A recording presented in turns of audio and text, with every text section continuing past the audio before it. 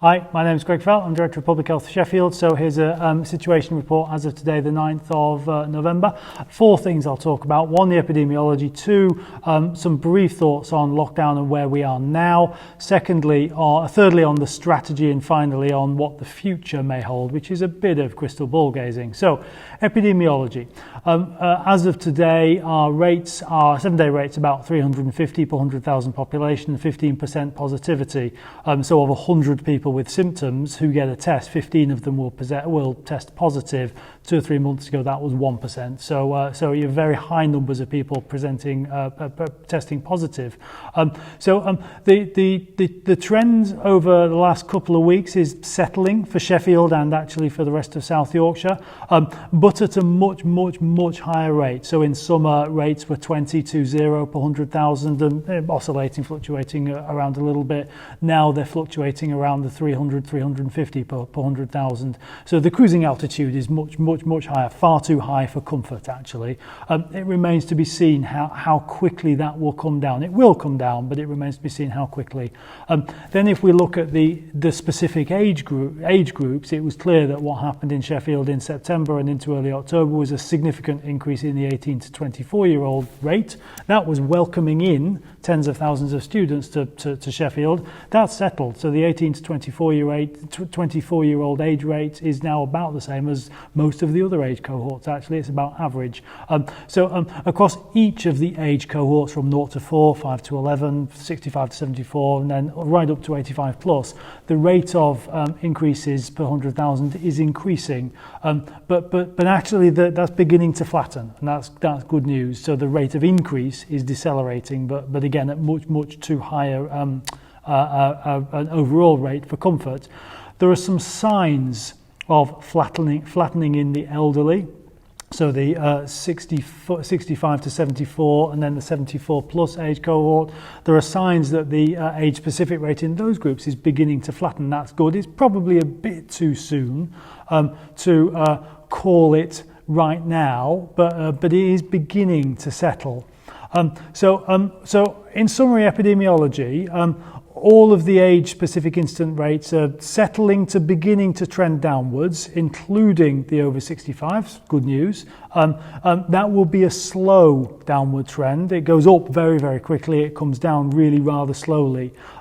Cases and hospital activity are starting to flatten, but again, as they flatten, there will eventually be a decline, but that will be a slow decline.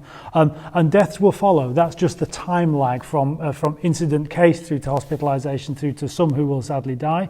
That will follow over time, and there's nothing that we can do about that now, but we can change the future course. Overall, the signs are that the second wave is the peak of cases is probably past now. I may regret saying that, but that's about where we are today. We're seeing a plateau in lots of the indicators. R0 is somewhere between 1.1 and 1.3 everywhere, and we'll see a settling of numbers over the next couple of weeks. So we're in lockdown. We're in the second week of the second national lockdown. Thank you for observing the restrictions. The vast majority of you do, and thank you for that because it does make a difference. The purpose of that is to get R0 below 1. And to get the level of infection back down to mid-May levels. We'll probably get there or thereabouts. We probably might not get exactly there. We'll probably get R0 below 1, and R0 is driven by out-of-household contacts. So the purpose is to reduce the mean number of contacts per case, and that will certainly happen. Lockdown will achieve that. We may reset our expectations and our behaviour. We are going to have to learn to live with COVID for some considerable time to come. Much as we all want it to be over, it's not going to be over for a while. There are some caveats to that. People will get fed up. And if people revert to old behaviours, we'll start to see cases start to rise again. Nobody wants that. Nobody thinks that would be a good thing. So lockdown buys us time. Certainly will reduce our naught. Probably will reduce the rate of new infections, but doesn't change the fundamentals. So thank you to those who are observing the rules, and the majority of you are, and the minority who aren't are really the exception here. So what you do matters, has always mattered and continues to matter. Thank you for getting tested if you have symptoms, and most importantly for self-isolating when you've been advised to self-isolate. That's the thing that really, really makes a difference here. Halloween and bonfire night has gone, and we all had celebrations at home. It wasn't easy. I have my kids and they were a bit disappointed not to be going out. So the sacrifices we all make now, we'll see the benefit of that in weeks to come. And thank you to those who paid their respects at home by observing Remembrance Sunday and the 2-minute silence at home this year. Again, it's another little thing, but collectively those things add up to make a difference. What we all do now, and for the next few weeks, will really matter in terms of reducing the spread of infection. When national restrictions are lifted, we'll all want to be in a better position, and the only way we can do that is to reduce the number of social contacts we have, the number of people we socialise with. Call it a bubble, call it anything you want. The reality is the more contact with more people, that leads to more opportunities to spread. So the ask remains to limit the social contact to those that we really, really need. That said, lockdown, we all know, can be bad for our mental health. Check up on friends, family, call, text, video, however you want to, but check up on them. Look in on those that you're concerned about, because the last thing we want is for people to be suffering in silence by themselves. It's hard for those who've got children, but ensuring that we observe the restrictions is the best way to bring the rate of infection down and to bring our naught down. I do hear reports of children who are meeting in parks and outdoor spaces. That's not allowed. You can only meet one person outside for exercise, and groups will be dispersed. The police are dispersing groups and are issuing fines.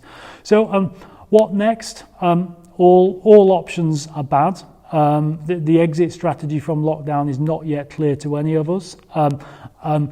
There may be a vaccination available this year. I don't think it will be available in sufficient quantity for all of us to get vaccinated. And as and if it is, we'll be focusing on those that are most vulnerable to severe illness first. Treatments have improved. That's good. That will improve outcome, but we will be reliant on public health interventions for some time to come. So the adaptation to the virus, learning to live with COVID, our way of living, our way of operating will need to shift, probably for the foreseeable future. The behaviour of individuals and supporting that behaviour so that people are enabled to do the right thing really matters. The ability to test, trace and isolate rapidly and completely really matters. So we've got a period of time where we can improve our testing, and we're working quite hard on that, ditto our contact tracing and our ability to support those who are asked to isolate. We're continuing to relook at our messaging.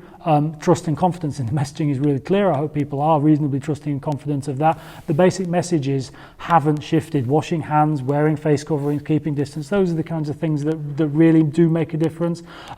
Mental health I've touched on and I'll touch upon again. Lockdowns are harmful for mental health, no doubts about that. So look in on those that you may be worried about. The broad strategy is the same. Keep people safe, protect the vulnerable, reopen Sheffield. This remains a dangerous respiratory virus. Many people will have relatively mild symptoms. Most will have mild symptoms, but some will be very, very severely affected. It's a respiratory virus with a 1% mortality. That's not a trivial number. Our strategy is broadly the same. The things that make most difference are the same. Preventing infection happening in the first place. The messaging, the comms, washing hands, wearing face coverings, keeping distance, the number of people we have contact with. So we're putting a lot of time and energy into managing incidents so that cases don't become clusters don't become outbreaks. We're working hard to minimise the delay in getting test results, and we're working hard to maximise the ability of contact tracing to contact trace and recommend people isolate as soon as possible. So the broad strategy remains. The fundamentals remain. So post-lockdown, it's difficult to know exactly what the future will look like after the 2nd of December. If I had to call it, I'd sense we would be back into a tiered regime as we left. I don't know that, it's just a sense. The basics will remain, and we won't have real data as to what's really happened for the next few weeks, but all of the indications are that the restrictions that have been in place are doing the job that was expected of them. A concerning thing which I've picked up over the last week or two is fatigue. We're all sick of this. I'm sick of it. Who's not? But as we get fed up and we revert to old behaviours, we'll meet more people, we'll forget to wash our hands, that will spread virus, and we'll be back to where we were. So I think it's worth us all reflecting on that one, and the sad reality is we'll be here for some considerable time to come.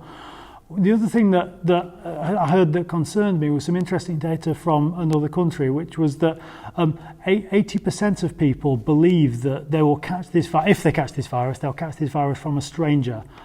Sadly, the reverse is true. You're far more likely to catch this virus from someone you know in your own home because, one, you spend more time there, and two, they're not, as a rule, COVID-secure environments. So when pubs were open, they were COVID-secure environments by and large. The touch points were washed down frequently, and the number of people and the distance between people was managed reasonably well. So the data is telling us that most of the risk is, in terms of transmission, is from people you know and in households. Hence the adage that we've often used throughout this: if you assume everybody else has COVID and act accordingly, you can significantly reduce your risk of catching it.